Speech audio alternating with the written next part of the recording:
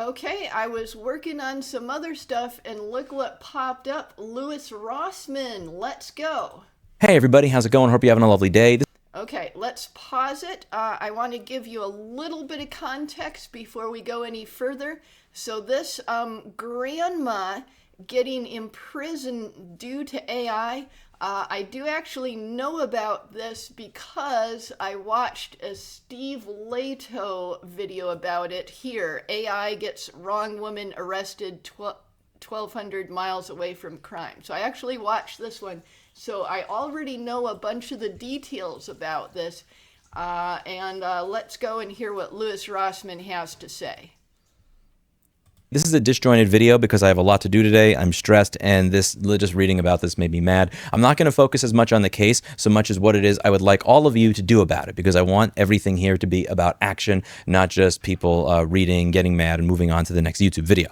There was an AI. Yeah. So Louis Rossmann has a good point in that there is a lot of complaining on the internet. And, everyone likes to complain, but it's good to have a point to your complaining, to have like some kind of action that you can take. And Louis Rossmann is really good about organizing people to take some kind of action. So let's go.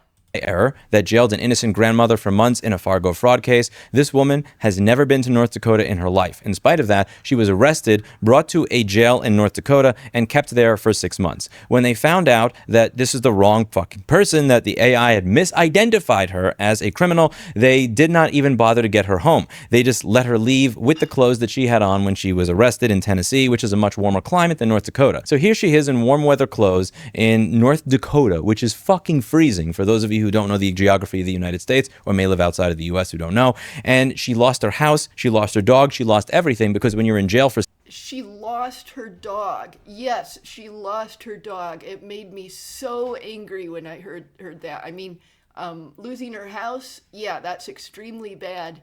But losing your house and your dog, very angering. 6 months, you're not able to take care of your finances, your business, your chores, and everything like that. They did not apologize at all, and they literally just ruined her life over this. So you can see the surveillance footage over here. This person over here that's doing it, it does not exactly look like this person over here. The AI thought it did because they're using, I don't know what the... I'm sorry, I'm just pissed off. So what I want to do over here is I want to tell you what you can do about this to prevent this type of crap from moving into your area. Now, so anyways, this is the kind of thing where, like, in some ways you see me praising AI. Like, there's a lot of AI animation and music reactions I do on my channel, and I praise those. I really like the good ones, at least. But there are a whole bunch of different areas of AI, and I think each area of AI has a different set of ethical considerations. Sorry, my cats are jumping on everything. Hey, no hiss, no hiss. So anyways, so each area of AI has a different set of ethical considerations. And I think this is one of the most worrying aspects of AI. When people use AI to make decisions about who should be arrested. And one of the things about AI is we're not yet at the point where AI is using AI. So AI doesn't do stuff on its own. It's always a person using AI who does stuff. And I think that one of the things that happens is that a lot of the people who use AI, they've decided to absolve themselves of the responsibility and the oversight that they should have. Just because someone is using AI, they're like, oh, well, the AI says this, so I'll just do what the AI says. And it's like, no, AI is at the point where it should always have a human in charge of it, and it probably always should be like that. I don't know how it'll get eventually in the future, but I'm guessing that it probably always should have human oversight. And right now, AI doesn't do stuff by itself. AI did not, send a bunch of robots out there and arrest this woman. A human being made the decision to take this innocent grandma from Tennessee and put her in jail in North Dakota for 6 months so that she lost her house and her dog. And I really hope that she's able to do a big old lawsuit and cause a bunch of problems for them. But I think that's what Louis Rossmann, he's probably going to talk about actions that can be taken about this. Let's go and listen to what he has to say.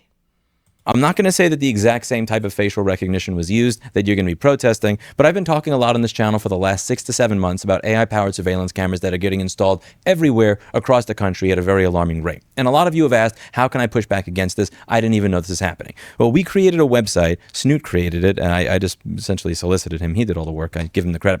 ALPR.watch. Snoot made this amazing site. How does this site work? The way this site works is that you can get email alerts anytime there is a meeting in your city council building on these cameras or in your local legislative body. The way this works is you put in your email address, your zip code for where you live, and the miles radius of when you want an alert to be sent to you. So I'm just going to show you. Let's say that I log in. Okay. So let's say I log in with my information. I'm a moderator on the site, but when I go to the main page of it, I can get email alerts from my area. I hit update settings and I can choose my zip code. Let's say I choose my old New York zip code, and I can choose how many miles I want to be notified of when a meeting is. And I could say 30 miles. What this means is if there is a meeting within 30 miles of where I live, where they're talking about AI-powered surveillance cameras being installed, I will get an email alert of that so that I can choose to go to the event. I know when the event is, and I don't have to spend time dicking around with my local government's website to figure out when this is happening. Now, the way this works is with the help of all of you. So I'm a moderator over here. I'm going to show you how this works. This website. Okay, so Louis Rossmann here has a solution to one aspect of this particular ethical issue, which is that you stop the massive amounts of AI surveillance cameras from being everywhere.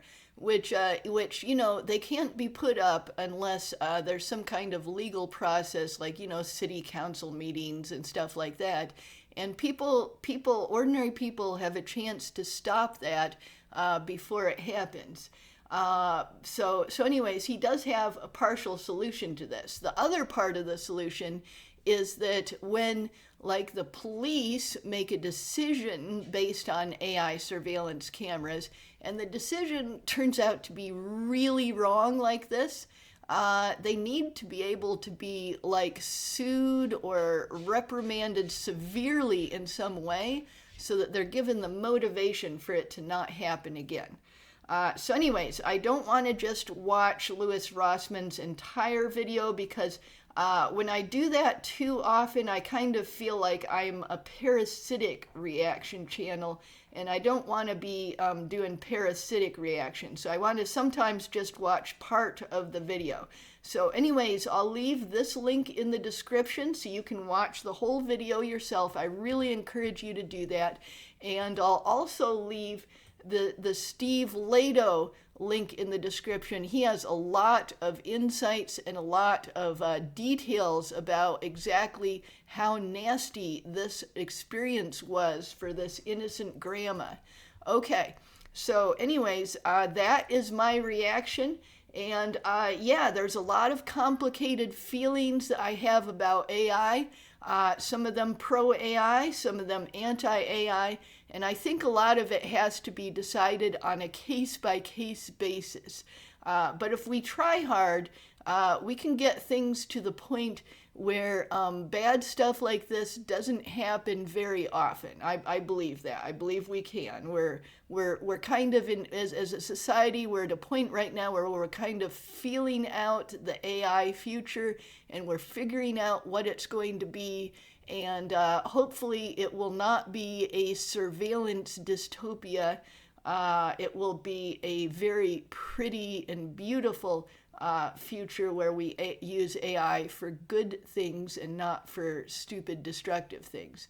And I believe that that future is possible. I believe it's possible, and we can work towards it. And people like Mr. Louis Rossmann are able to move us towards that. Okay, so links will be in the description. Both Louis Rossmann and Steve Leto will be in the description. It's fun to just keep up on these AI issues and try to be informed.